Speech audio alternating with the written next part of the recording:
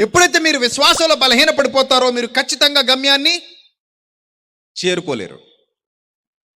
నిజంగా విశ్వాసం అనేది తలకొక హెల్మెట్ లాంటిది. విశ్వాసం అనేది ఫుల్గా వర్షం పడుతున్నప్పుడు కాపాడే ఒక రెయిన్ కోట్ లాంటిది. విశ్వాసం అనేది ఒక గుంతలుగా రాళ్ళుగా ఉన్న రోడ్డు మీద నడవటానికి ఉపయోగపడే బలమైన చెప్పులు లాంటిది. విశ్వాసం ఓవరాల్గా రోగాన్ని తగ్గించడానికి ఒక మెడిసిన్.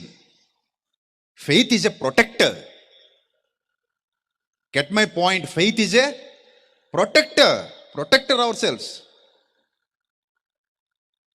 సో మన జీవితాలు దేవునిలో వర్ధిల్లాలి అంటే, మన జీవితాలు దేవునిలో అభివృద్ధి పొందాలి అంటే మన అందరి గురి, లక్ష్యం నిత్య జీవితం. అది తప్ప వేరే ఏమీ లేదు. ఎందుకంటే ఇంతలో కనబడి అంతలో మాయమైపోయే జీవితాలు మనవి. ఖచ్చితంగా మరణం ఉందని మనందరికీ తెలుసు. ఏదో ఒక రోజు ఖచ్చితంగా నువ్వు నేను మరణిస్తాం. ఏదో ఒక రోజు నిన్ను నన్ను పెట్టెలో పెడతారు. ఇది సత్యం. ఈ సత్యాన్ని మనం ఆలోచిస్తున్నాం, అర్థం చేసుకుంటున్నాం. ఎందరినో మన చేతులతోనే కప్పెట్టి వచ్చాం, కాల్చేసి వచ్చాం. ఏదో ఒకరోజు ఆ గుంపులో మనం కూడా ఉంటాం. మరి ఆ తర్వాత ఏంటనేదే ప్రశ్న.